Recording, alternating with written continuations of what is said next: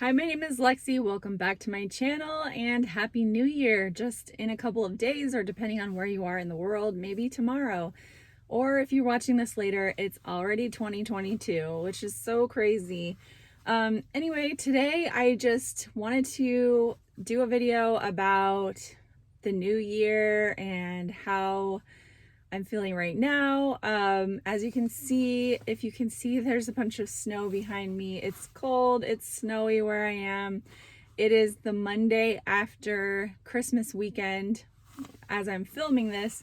So I definitely had to kick myself in the rear a little bit this morning to get myself back into fasting, back into running errands, and just being productive and doing a video today. So I'm proud of myself for getting dressed and getting out on the snowy roads. I'm going to be really careful because frankly, driving in the snow terrifies me a little bit. But I need to make myself do it because that is my reality now. I need to start driving in the snow sometimes. So I will be very careful, don't worry. But anyway, so yeah, I was just thinking about the new year coming up and how funny it is. Like it doesn't really seem like a big deal to me, I guess. Like I'm not looking for any big changes in the new year. I'm just going to keep kind of plugging along and doing what I'm doing. And I don't really have any New Year's resolutions. I kind of gave up on New Year's resolutions a few years ago because I just started to realize that they sort of annoyed me because I felt like January 1st was sort of just not motivational enough to make big changes, which I think is why most New Year's resolutions don't end up coming to pass for a lot of people. Because, you know, it's interesting that we do it because it's basically probably the worst time to actually make changes after you have been overindulging for this period of time in the holidays and then flipping the switch. But what people tend to do is go from this period of time where you're overdoing it to the max, and then, you know, start January 1st, you start all of these different things, right? Could be fasting, could be exercise, could be, you know, trying to read more, get better sleep, or, you know, but instead of tackling things from a gentle, you know, like, let's look at this from a sustainable point of view, it's like, let's change everything in our life all at once and become this new person just because it's January 1st. And I don't think that's realistic. And I don't think there's anything wrong with New Year's resolutions either. Like, and it makes sense that we, you know, being that it's a new year and you have been overdoing it, to kind of look at changing course and making some changes. And I think that's a good thing. But I just think that what happens is people try to do too much too fast and they get burned out really fast. And maybe they just don't have the right reasons for doing it. You know, like wanting to drop the holiday 10 or 20 pounds, you know, isn't really the best motivation for making a life change.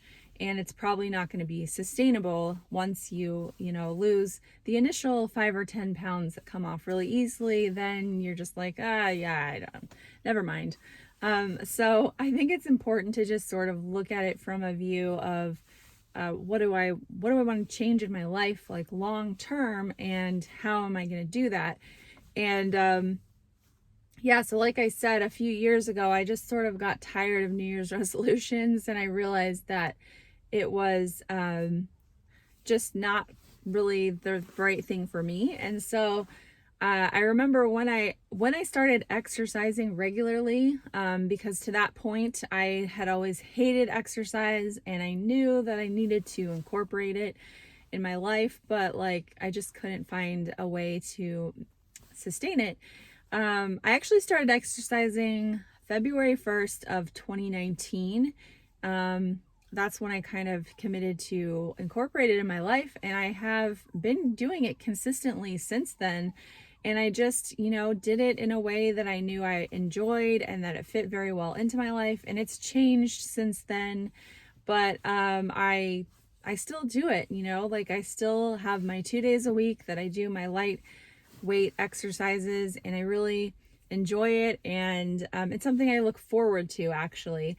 So I just encourage you to really take a minute to think about how you can make these slow, small changes in your life. And if it's fasting, and you're new to fasting and you're considering starting fasting, and maybe you've come to my channel because you're interested in alternate day fasting, because you've seen some channels that have shown some amazing results. I would really encourage you to start out slow and to not start out with alternate day fasting, and just, start where you are, start slowly pulling back on your eating hours, and let yourself get used to a certain threshold before you move on, because your body will adapt much better and your brain will also adapt much better if you do it that way. So, yeah, I just really want to spread that message, because I know that people like to hit things really hard and they like to go cold turkey and do all of that. And I understand why. And I know that there are some things in life that it is best to really just dive right in. But I don't think that fasting is one of them.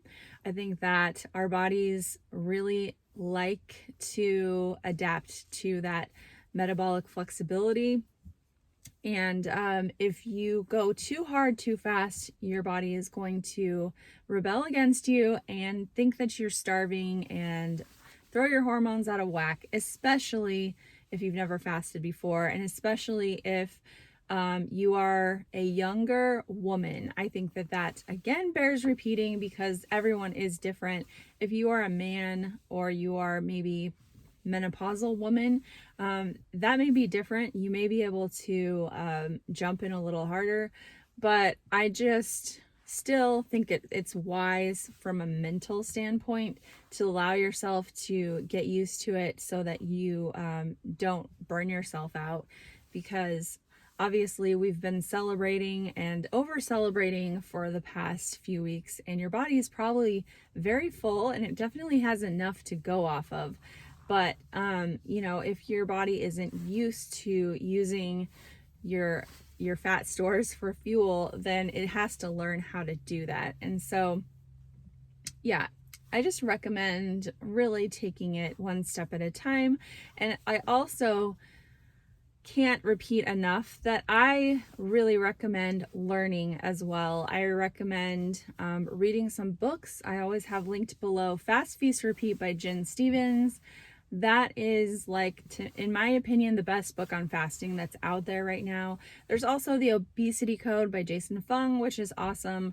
And I always, when I come across people that are new to fasting, I say, go listen to fasting podcasts, and particularly the Intermittent Fasting Stories podcast by Jen Stevens, and the Fasting Highway podcast with Graham Curry.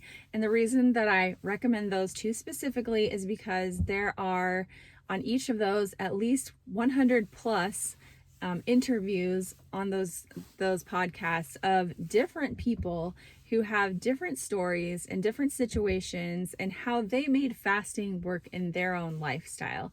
And so I think that it's really encouraging and inspiring, especially because you're going to find on those stories that there are people with just amazing NSVs, or non-scale victories, things that have reversed or gone away, that are just truly life-changing. And I think that hearing those stories really solidifies and gives you that why would you do this? Why fasting over any other way of losing weight or getting healthy?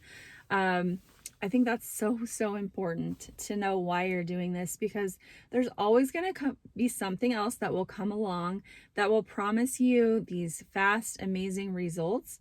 And and that may be true as far as weight loss, but you have to ask yourself, like, is this something that's good for me? And is it something that I can do long term? Because a lot of those programs are just not sustainable long term. Either they are really expensive or they're just really hard and something that you can't continue to do for your entire life. So you really have to ask yourself those questions and just decide what you want to do. And it may not be that alternate day fasting is what you're looking for. This channel, I promote fasting of all kinds just because I tend to do alternate day fasting the most.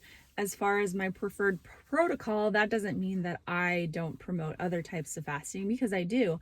I even support extended fasting if it is done carefully and mindfully and not too often. So those are just my thoughts pre-New Year's that are going through my mind, and I really hope that we can all have a good 2022. I hope that the world as a whole can bounce back from this crazy situation that we're all dealing with and have been for almost 2 years now. And I just really encourage you guys to take this one step at a time, keep learning, and always, be nice to yourself, because we're all gonna have bad days and we're gonna make mistakes, and there's these times where we really have to just stay motivated, and it's not always easy, but I think that you will be grateful if you do push yourself just a little bit, and get out of your comfort zone and just try to find something that's going to work for you for the long haul. So I hope you're doing well, and I will see you next week. Thanks for watching. Bye-bye.